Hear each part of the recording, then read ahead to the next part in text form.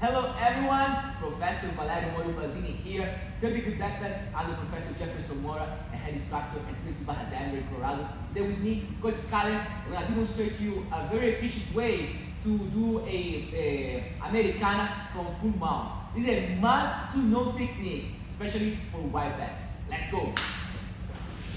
So we are in a full mount, which in Jiu-Jitsu is considered one of the best, if not the best position to be. Now, as far as points, at least we got 4 points. So already in this position, we may have one goal, submissions. There is no sense for me doing back and forth in between full mount, second control, full mount, and so on. At least I can see to progress a position if my partner or opponent is turning, give me the back, or I'm leading the action by obligating him to turn belly down and work in back control. That's it. But if you are in a full mount, make sure to finish the action with a submission. Maybe 2 options. We can attack neck, so chokes, or we can attack arms, shoulder, wrists, elbows, so work arm bars. I'm gonna show you guys how to do a easy and very effective way to attack the Americana. So the person on the bottom doesn't expose the arms. If the arms are exposed, I will go for the arm bars all day, every day. But his arms are nice and tight. There is no way for me to pull and keep his arm extend, and in the same time, having the hands close to his neck give me a hard time to start working the chokes. So solution, I start focusing on the arms.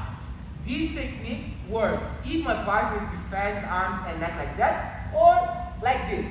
For this second option, I'm going to give you the second time when I'm going to show you to the other angle how to do that. But so now, we're going to keep our arms parallel. I'm going to focus on one arm, and I'm going to focus on having my hands, one keep in position, one on his wrist, one on his elbow. Now, common mistakes that most white belts, I would say blue belts do, is zigzag. Pushing like that. Doing a battle of strength. Arms, even if we have 2 arms and my partner has only 1 arm, the person on the bottom has a little advantage. What is? He's making contact on his body. So if I start from here and push, I will not could be able to isolate his arm and pin his arm on the ground. So I have to think about what is the weakest point of his arm. Is his wrist? Is his elbow? Is his shoulder? What it is?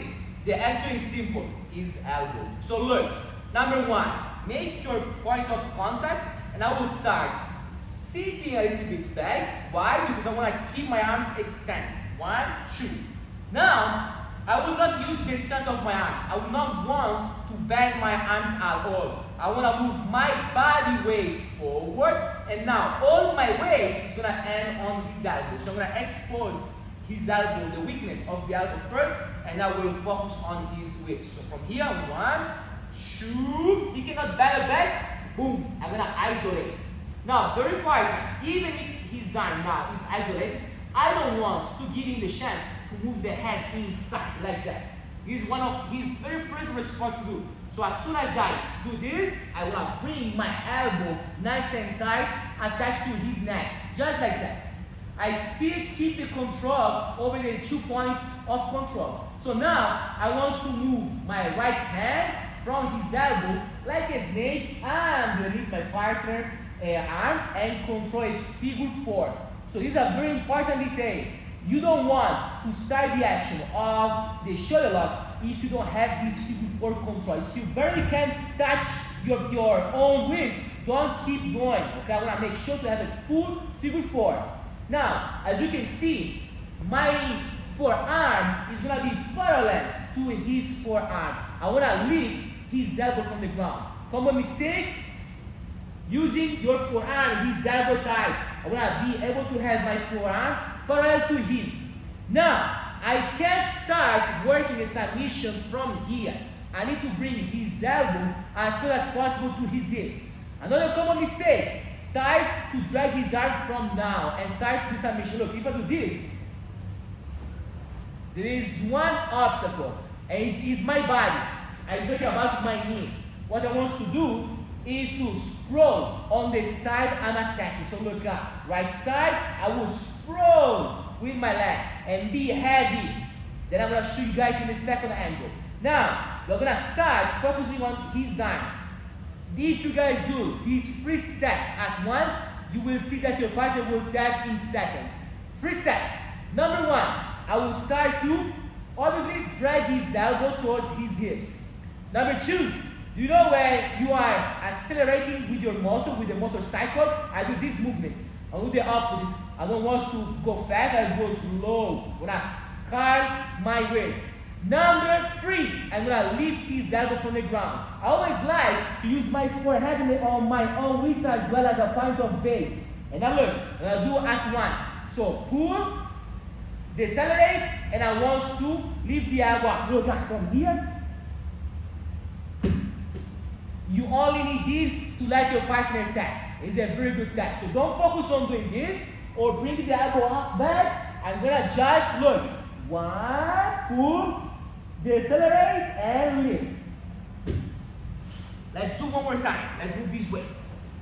So, as you can see, look at my body. Now I sit tall and he's crossed. Let's move this way, this side. My partner now, he's crossing his arms. So you can still do the Americana, but you have to do one choice. You have to choose always the arm is on top. I cannot attack that on the bottom because he's making more contact on his body. So right now this arm is exposed. I go 1, 2. Now to start sitting back, I'm gonna move forward, push on the elbow. He cannot fight back. Boom! I'm gonna pin his arm and close my elbow against his neck. This is the very first step. The next step, snake, underneath, good figure 4. Now remember, keep your front parallel. Now, I wanna create space because look, if I go now, my elbow is hitting against my knee.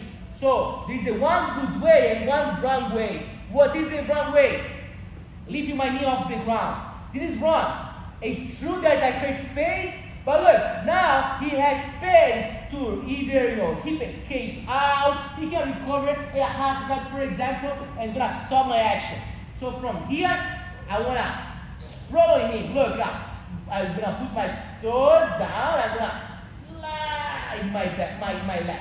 Now, my knee is still on the ground, I'm still putting pressure on him. I like to use my forehead on the ground, or on my grips.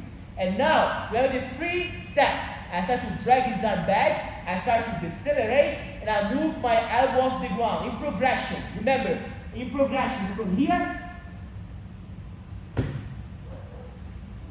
and let my partner attack. So, remember, I never get tired to tell students to go slow and in progression, especially when we are practicing technique.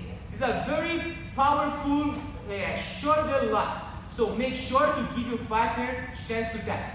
Someone of you will tap as soon as you are going to close the figure 4. Someone is going to tap right here. Someone can scratch the head behind. But make sure to give your partner time. Everyone has a different flexibility. So I really encourage you guys to try one of the most classic submissions from the full mount, but adding these details. If you like the video, like it, subscribe, share it, and try it in your jiu-jitsu class. Hope you guys enjoy. Os!